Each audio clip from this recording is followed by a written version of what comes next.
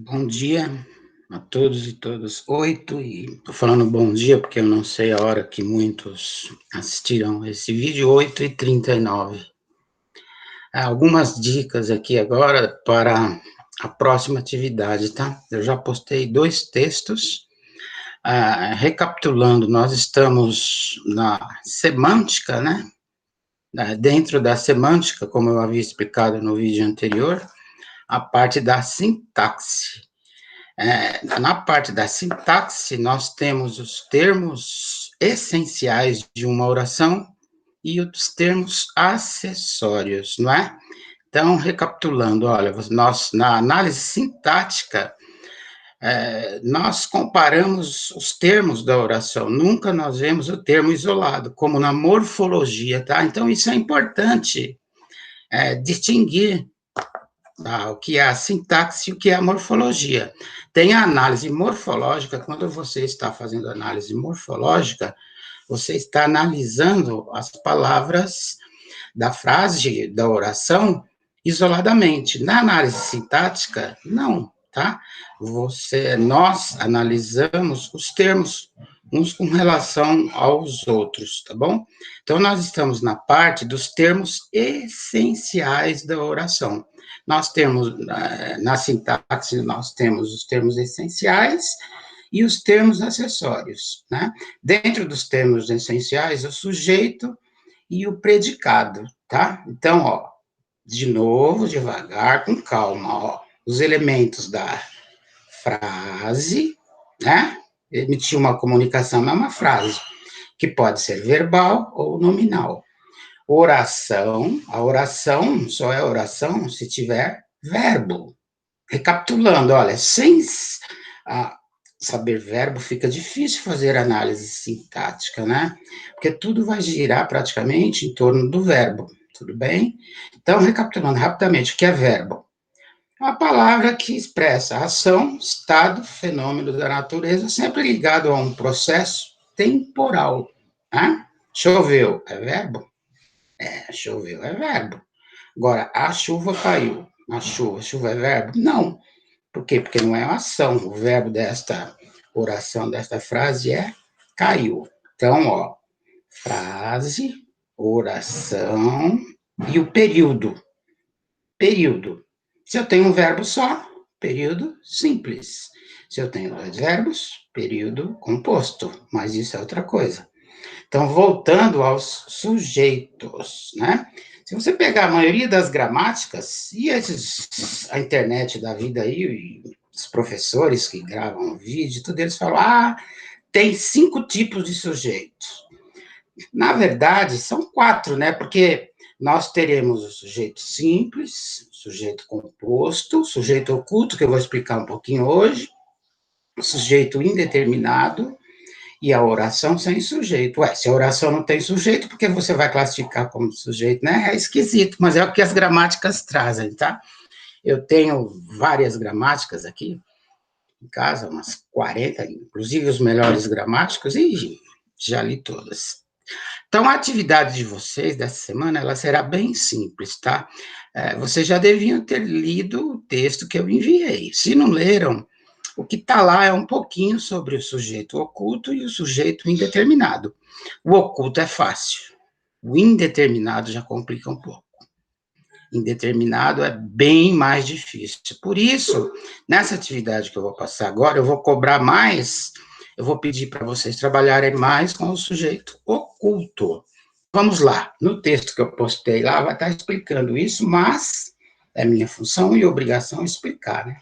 Mesmo que desta forma, assim, que não é tal qual a aula presencial, né? Sujeito oculto é quando o sujeito, esse A com H, tá sinônimo de, ele pode ser substituído por existe. Olha a língua portuguesa como é boa, né? Bonita. Ele existe, mas não aparece. Um exemplo. Sou idiota. Sou idiota. Tem sujeito? Tem. Qual? Olha o verbo. Quem não sabe conjugar verbo, de novo, vai ter dificuldade. Só pode ser eu, não é? O pronome pessoal aí do caso reto funcionando como sujeito. Qual a diferença das frases? Se eu escrevo eu sou um idiota. Se eu escrever assim e aparecer o eu, é sujeito simples. Vou repetir, para que não haja confusão. Ó, sou idiota. Tem sujeito? Tem. Qual é? É o eu. E quem me diz isto? É o verbo. Olha que a palavrinha bonita. Desinência verbal. Nada mais é do que a terminação do verbo. Que a terminação do verbo, ela mostra tempo, ela mostra modo, ela mostra pessoa, né? Vocês lembram que na sala de aula, eu acho que presencialmente nós chegamos a fazer. Achar o radical do verbo, chegamos sim. Achar o radical do verbo e conjugá-los, né? Os alunos até gostaram muito dessa atividade, que eu peguei o radical e ficava facinho conjugar o verbo, né? Eu sou, tu és, ele é, nós somos, vós sois, eles são. Eu cantei, tu cantaste, cantou, nós cantamos, vós cantastes, eles cantaram, né? E eu falarei, tu falarás, ele falará, nós falaremos, vós falareis, eles falarão. Mas isso é outra coisa. Então, o sujeito oculto, eu descubro pela desinência verbal, pela terminação verbal, tá? Outro exemplo. Cantei uma música do Amado Batista. Quem cantou? Eu. Primeira pessoa do plural, tá vendo? O verbo, né? Então, é isso. O sujeito oculto, ele existe e quem me diz quem é o verbo. Se aparecer na frase, ele cantou. É sujeito simples, tá? Agora, o sujeito indeterminado, ele ocorre de duas maneiras. Com o verbo na terceira pessoa do singular, com o pronome se, tá? Tem lá no texto, lá, vive-se bem aqui. Para se achar o sujeito, gente, sempre deve se achar o verbo primeiro e perguntar quem ou o que antes do verbo. Vejam um exemplo que eu dei. Vive-se bem aqui. O verbo é viver, né? No infinitivo, a terminação R. Lembram? Quem vive?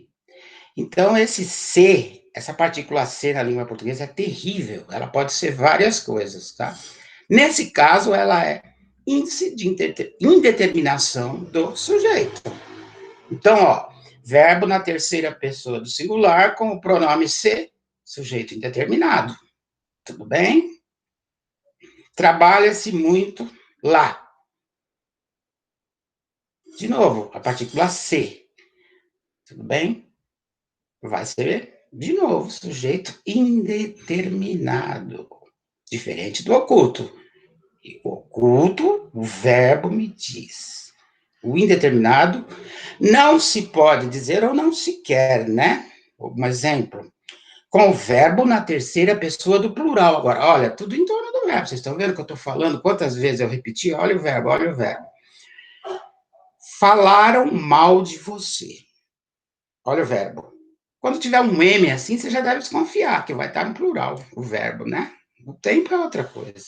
Terceira pessoa do plural. Também vai determinar o verbo. Falaram mal de você. Falaram. Então, o que eu disse?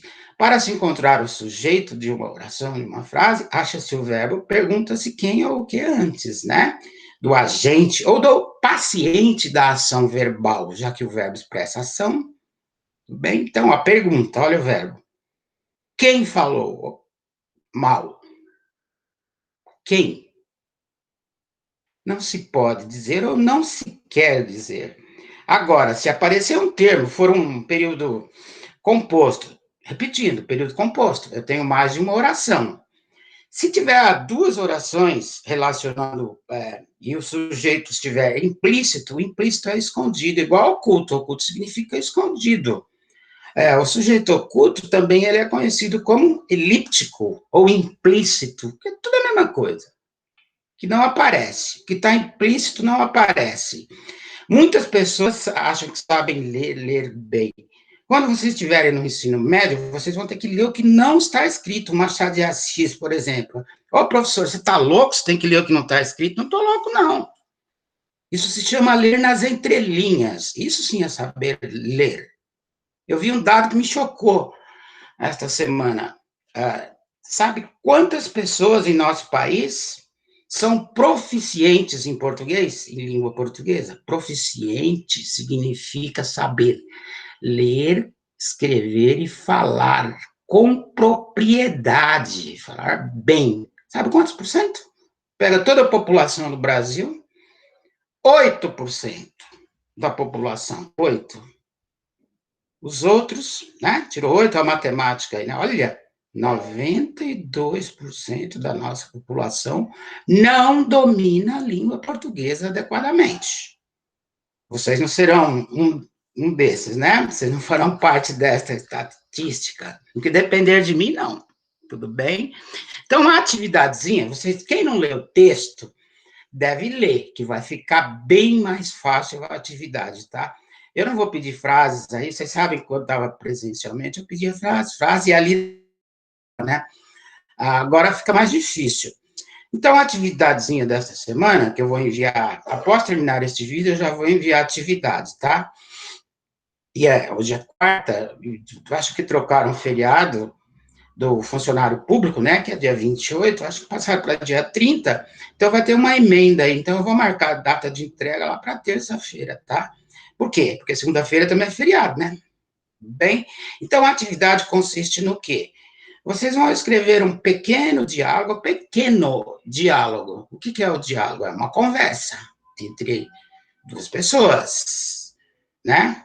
Entre duas pessoas. Se é uma conversa, professor, mas eu falo sozinho. Mas você escrever um diálogo entre duas pessoas, tudo bem? Ou mais, né? Um diálogo pode ter mais de duas pessoas. Em que apareçam umas 3, 4 vezes aí o sujeito oculto e, se quiserem, o sujeito indeterminado. Já disse, sujeito indeterminado, você tem que saber o que é verbo transitivo, transitivo direto, transitivo indireto, a transitividade, que eu vou explicar posteriormente, quando nós estivermos no predicado, tá? Então, se quiserem pôr algum sujeito indeterminado, vocês podem tirar exemplos do texto que eu enviei e usar no diálogo. Recapitulando, o diálogo nada mais é do que uma conversa, tá? E no diálogo é importantíssimo o quê? A fala das personagens, né? 2 pontos, travessão na outra linha, ponto de interrogação. Porque quando estava presencialmente, eu pedia para o aluno, aqui do jeito que vocês vão redigir, não vão correr esse risco, né? Por quê? Porque quando o aluno fazia no caderno, ele pulava a linha, e não pode, tá? Mas os sinais de pontuação, vocês têm que ter muito cuidado, porque senão, para quem vai ler, você está pensando uma coisa, mas você não escreve exatamente aquilo que você está pensando. Nós devemos ter muito cuidado com o texto escrito. Então, olha, no diálogo, a pontuação é importantíssima. Se for uma pergunta, uma interrogação, não esqueçam do ponto, exclamação. Se você quer falar algo indevido, um termo, você não precisa falar. Pode usar gíria, professor? Se tiver no contexto, sim, a gíria pode ser usada, sim, né? Professor, eu vou escrever sobre o quê? Você pode escolher aí o Covid, um tema que seja atual, né? Vocês têm toda a liberdade para escolher o tema do diálogo. O que tem que ter no diálogo? Só aparecer, tá? 3, 4 vezes aí o sujeito oculto, 3, 4 vezes aí o sujeito indeterminado. Tudo bem? Então, é isso. Desejo a todos um ótimo final de semana, e como eu disse, a atividade, vou dar um prazo longo aí, tá? Desejo a todos, então, um ótimo final de semana e um bom feriado. Até mais.